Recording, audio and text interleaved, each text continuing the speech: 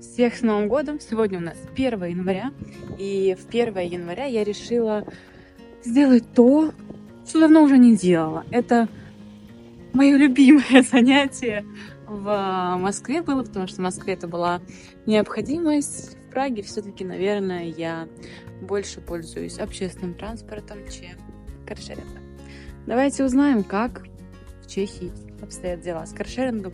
Конечно, уже спустя, сколько я уже, 6 лет в Праге, спустя 6 лет все улучшилось. Раньше это было очень тяжело, очень долго нужно было ждать аппрува, очень мало компаний было, которые этим занимаются. Ну и плюс ко всему мы брали в аренду машину. Ну, собственно, сегодня я расскажу о том, какие у меня были приключения, покажу, какие машины здесь дают новичкам, расскажу, какие сервисы есть, и пойдем смотреть машины.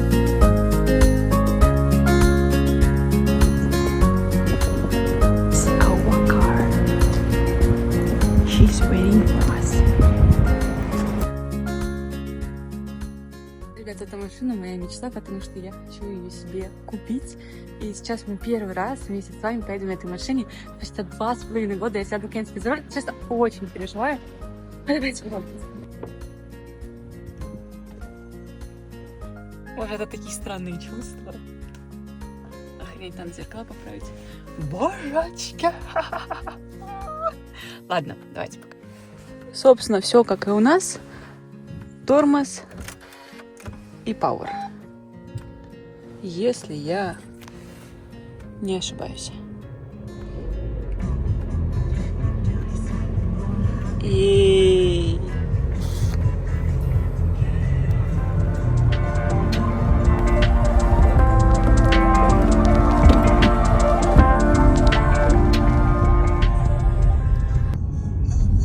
короче, ребят, рассказывать здесь что-то очень сложно, потому что здесь нет подставки. Вот так вот.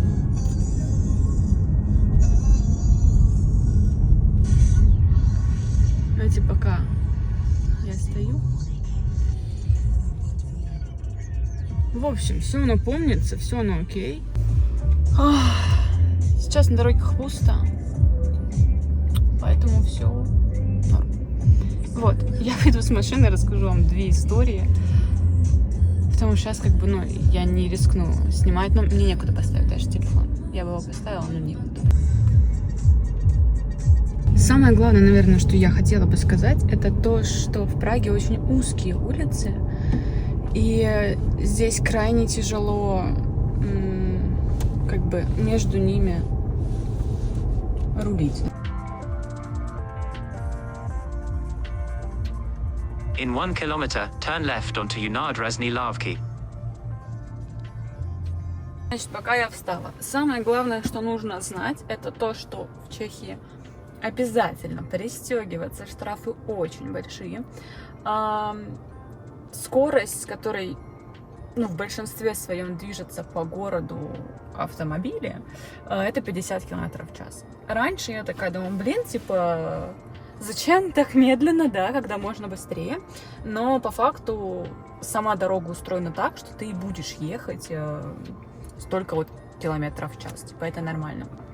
Первый раз я брала машину в аренду, когда только приехала в Прагу, и нам нужно было с подругой срочно перевезти все вещи из Праги в Германию.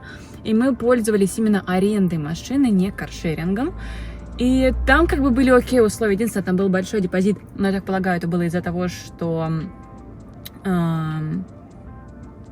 мы, наверное, были иностранцы, да. Вот. А так-то в целом там нормальные были условия. Но тогда у меня были права, по-моему, не было еще 2 года. Да, это был 18-й год, я права получила в 17-м. А почему я их так поздно получила? Неизвестно, почему я так поздно получила, хотя, мне кажется, я водила раньше. Вряд ли я водила без прав. Вот. Я сейчас арендовала машину через Bolt, и мне очень понравилось. Есть еще Anytime, я тоже не пользуюсь, но Bolt как будто бы выигрышнее во всем этом смотрится. Даже не знаю. Вот. At the next light, bear left. Собственно, рассказываю про ощущения. Ощущения классные. машина легкая. Мне все понравилось. Какие у нас правила для того, чтобы взять машину в аренду в каршеринге? Должно быть выше 18 лет, однозначно. Но правильно, наверное, было бы писать выше 20 лет, потому что стаж вождения должен быть 2 года. Вот, и писать старше 18, ну, не совсем логично. Плюс права, возможно, к американцам относятся. Также права не могут быть из России. Я приложу куда-нибудь вот сюда список тех стран, из которых могут быть права. У меня русские права в одном приложении. И сейчас вот я утром, кстати, как быстро проходит регистрация, я утром проснулась.